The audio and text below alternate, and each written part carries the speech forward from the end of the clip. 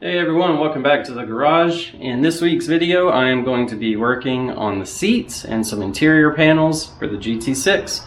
So here we go.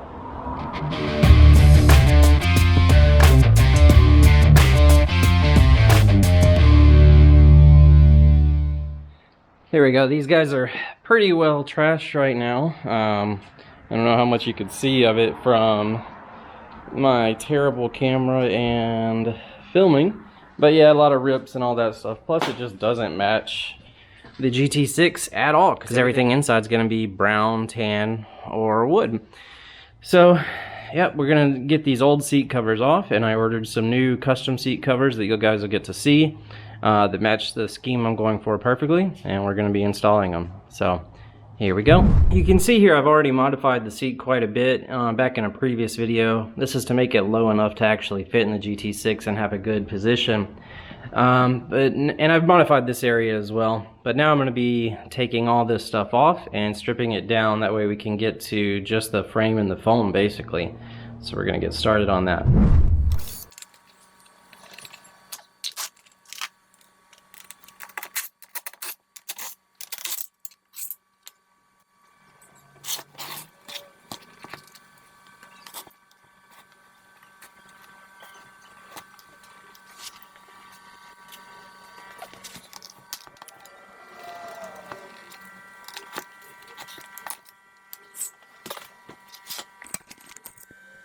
So as you can see, pretty easy to get them apart, just a few bolts really. Now we are going to start taking the old covers off.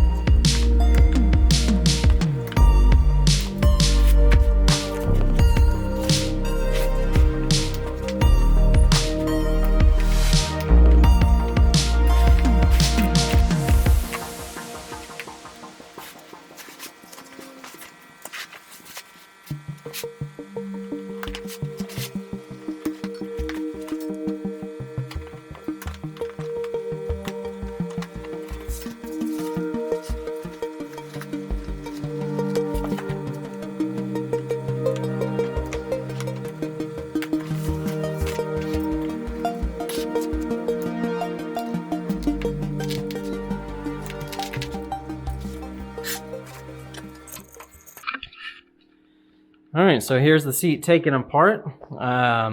Despite what you might think by just looking at it, these are actually in pretty good shape considering they're probably like 25 years old. We'll have to do some repair on the foams. As typical, the driver's side thigh area and outside arm area are a little bit worse for wear.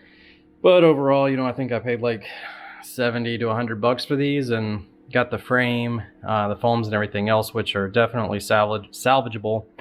So I'm happy with how these turned out.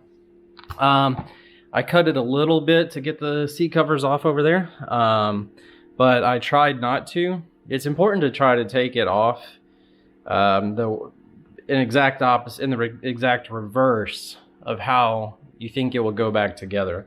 And that's really important because it'll help show you what all connecting points and tricks you might need to do to get the new seat cover back on. It's probably a terrible analogy, but getting these seat covers off are kind of like skinning a cat, or I guess just skinning any animal, I guess you would say. But getting it back on is going to be even more tricky because it's a really tight fit generally. You can also see that the headrest has these holes in it. Those are perforations, I should say, for speakers. And I don't think this car has them, or at least if it did, they're not working, but we can see. Yeah, so you see this car didn't have any speakers installed, but I got speakers to put in here, and I will be using them on the new seat cover, so the seat cover will have perforations as well. So that's it for getting everything disassembled. Now we'll move on to trying to put the new seat cover on, which is going to be significantly more challenging. I forgot to mention it, but on these seats I do need to put the speakers in first. That requires mounting some speaker boxes, running some wires, and then mounting the speakers themselves. It's all pretty simple, and I got these from a kit that I bought online. I will leave a link to that in the description of the video in case anyone else with Miata seats like these wants to do something similar.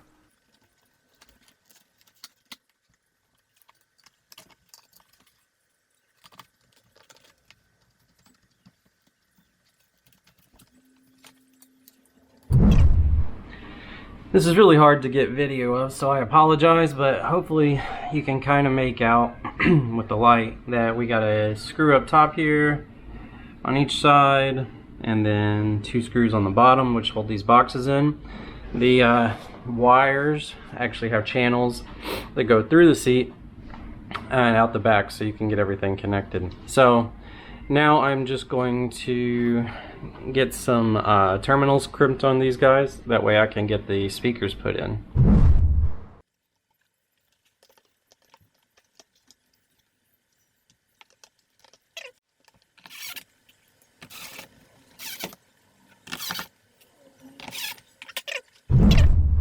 Alright, speakers are in. So now all we have to do is put this guy on here. And now we have speakers in our seat, which is cool. So at this point, we can start installing the seat cover. Here are my seat covers I had made with perforated headrests up top for the speakers.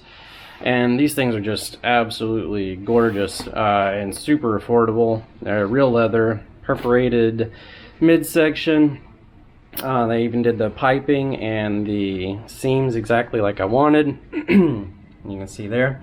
So I am super pleased with how these came out, and I will make sure I link to the company I got them from in the description. So if you guys decide to do something similar with Miata seats, you can use them as well if you want. So now we get started with the hard part, which is trying to put them on.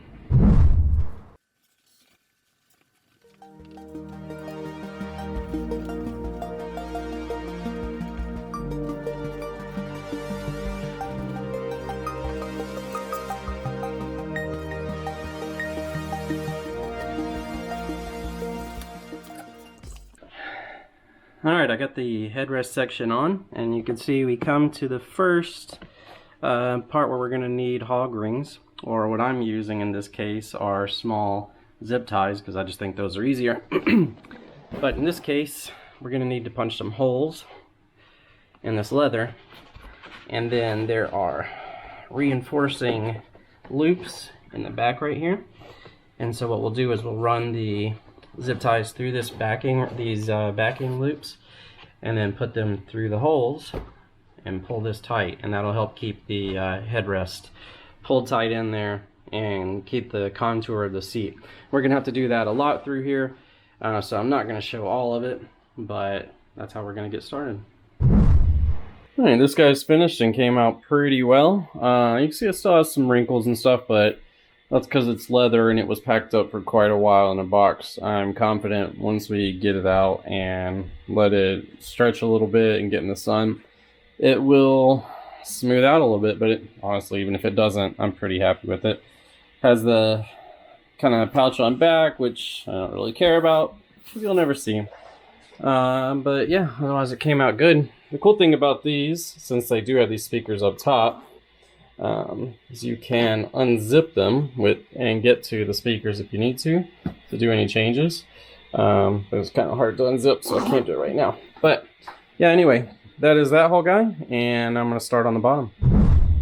I ended up finishing the seat without taking any more video, but putting the bottom together is pretty much the same as putting the top. Then I just got these side panels, sprayed them with some plastic primer, and then sprayed them with the color of brown that the carpet and everything else in the car is going to be. So yeah, I think they look pretty sweet. I'm really happy and can't wait to get them in the car. So now we're going to move on to doing some door panels. Now that the seats are reupholstered, it's time to start on the next item on my list, which is these door cards. You can see these are actually in good shape, and that's because I bought them new from Rimmer Brothers.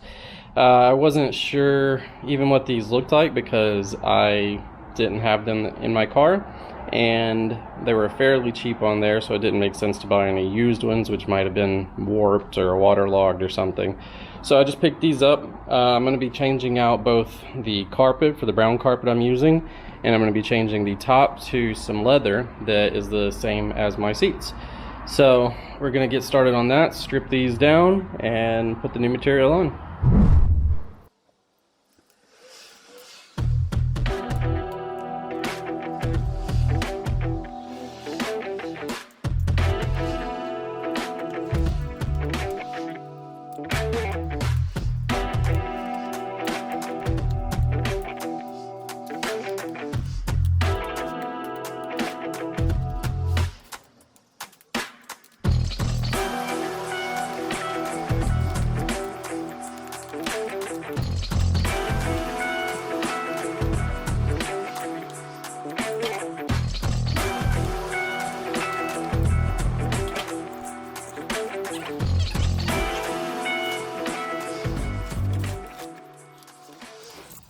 Here we go. Here's our door card with everything removed.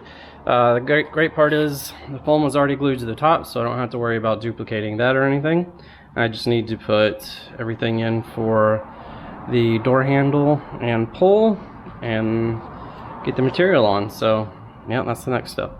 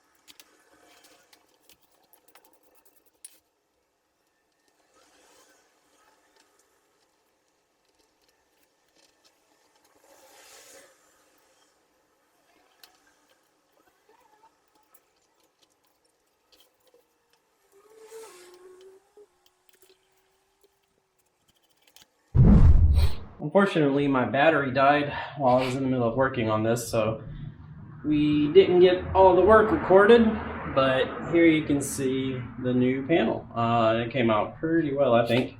I'm happy with it anyway. So now I just need to get the car back from paint where they're doing the other clear coats, and then we can put stuff on.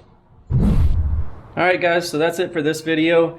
You can see the car is back from paint, so hopefully the next videos will be doing final assembly and getting everything back together. I'm hoping a few more months the car will be ready to drive, maybe a little bit less than that depending on how much work I can get done. So thanks for watching, and we'll see you in the next one.